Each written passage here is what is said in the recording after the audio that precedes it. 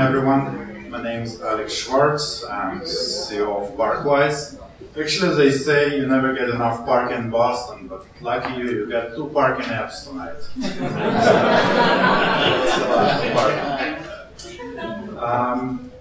So if Brendan from Spot did a good job elaborating how complicated parking is in Boston or across any urban area. I just want to add some more numbers to it. Actually, according to recent IBM global transportation research, 33% of traffic in urban areas is created by drivers who are looking for parking. So every third driver is looking for parking. Just think how much traffic they create, think about pollution, think about gas prices, it's all adds up. So it is a big problem. Now, if Spot calls themselves Airbnb for parking, we would rather call ourselves Waze for parking. In analogy to Waze, what Waze does, taking you around the traffic, that's exactly what we do, helping you to find the street parking. When I say parking, I only refer to the street parking. So basically, ParkWise is an app that sits on your phone, uses the phone sensors, and it basically detects the moment that you park. And it remembers the location of your parking for your future reference.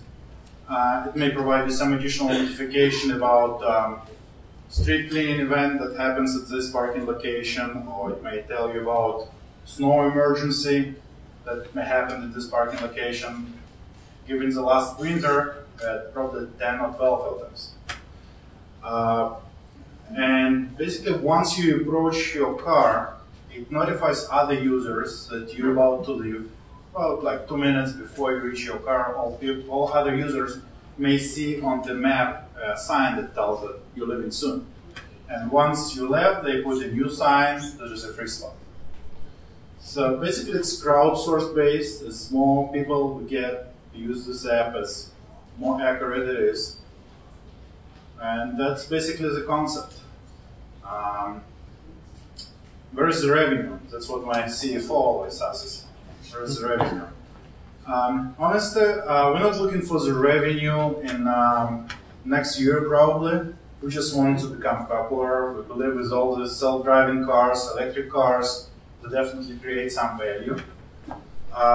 Eventually, we plan to automate meter payments.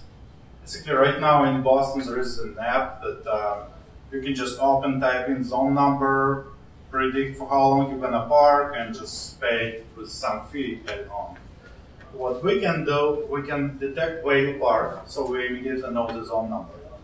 We know when you leave your spot, so we know the duration of your parking, and we can charge you for exact duration of your parking. So instead of paying for an hour and a half or 2 hours, you'll be charged for exact 1 hour, 18 minutes, 17 seconds that you park there. And we can do it without you even open the app.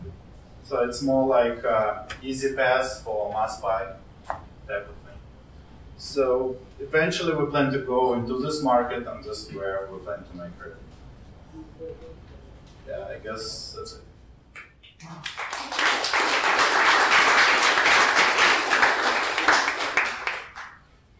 Questions? Does the app have to be open? No, if you don't kill it, it just runs in the background and it does the job. You don't need to use it. But you have to open it once? You have to open it once. I think on Android phones it automatically starts and then you restart your phone. But yeah, it has to be in the background. So where does the app get data for street trading and all the information? Well, each city is different. Like Boston, they didn't have a good database of street cleaning schedule, so we had to do it manually. And in Boston, it's tricky. Each side of the street is different day, different time. I feel like you've been told for street cleaning. Actually, just one more number. Last year, 27,000 cars in Boston alone were towed for the street cleaning. Each one paid $200. How big the problem is. I have 2 questions. How do you know what side of the street someone is on? And can you go into a little more detail of how you sense when somebody parks? Can you explain the first question? A street could have two sides. Yeah. How do you know which side I parked on? Okay, let me start from the second question. It just follows the first one. So first, how do we know that you park? As I said, we checked like 8 different sensors of the phone, and we try to detect the moment that you park. Just in a nutshell, we see that you're driving, then you stop, then you are walking, then we go back to the place where you stopped, and we assume you parked there. Then we check if we have accurate enough information which side of the street you park on. If the information is not accurate enough, we may ask you to confirm it. If different sides of the streets have different street cleaning. Because in different cities like Chicago, for example, by the way, they have database available for street cleaning and it's zone-based. So it's easy, we don't even need to ask you. We just know which zone you're parking in. Other questions? So the idea eventually you'll compete with meters or you'll replace meters? Well, the thing is, I don't think we compete with anyone right now. Eventually, the idea to go into meters is more to make revenue, to make it easier for drivers. But I don't think it's our core idea. Our core idea is crowdsourcing parking, social parking app, basically. So meter is something that may cover it up in terms of money. So parking spots in a city like Boston get taken up pretty quickly. Do you have any data yet on how many of your users actually get the spot that they're routed to? Good question. Basically, we released the app in June for both Android and iOS. And so far, we got like 5,000 active users in Boston area. We're checking the data, still working on statistics to see how really useful it is. What we know so far is that we sent, I think, over 1,000 of street cleaning notifications, which is a lot of money that we save to people. In terms of how helpful we are in terms of find parking, as I said, we have 2 different signs. We have a living soon spot and free spot. So living soon was working very well.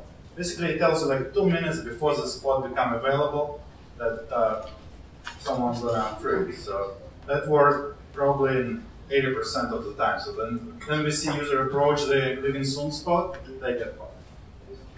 Free spot is different, depends on the time of the day. If I come to North End where I live, if I come after midnight, I will look for the free spot. Because no one driving around, most likely, if it's free there, for the last 10 minutes, I have a good chance to park.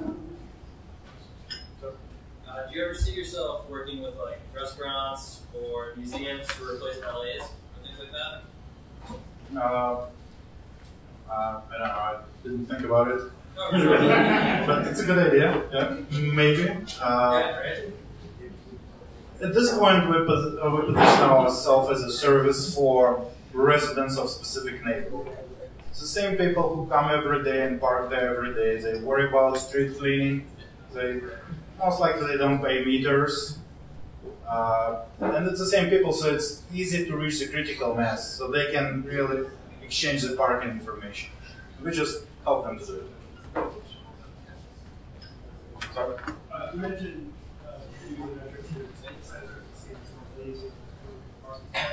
you're talking about car uses or personal walking? Because they don't look at the That's an excellent question. So when we announced that the spot will be available soon, we just see the driver approaches his vehicle. We don't know if they leave or not. They may just grab something from the car and not leave it. We don't know, but again, that's like a chance. And the other thing was suggest is sort of that's the one that I brought yeah, the GPS accuracy is not perfect yet. I think it's getting better. I think new phones, correct me if I'm wrong, but I think new phones, they use also 2 GPS systems, like traditional GPS, they also use GLONASS. So it's getting better. we still struggle with it. If we're not sure and if it's really important for us to know which side of the street, we just ask drivers. All right, sir.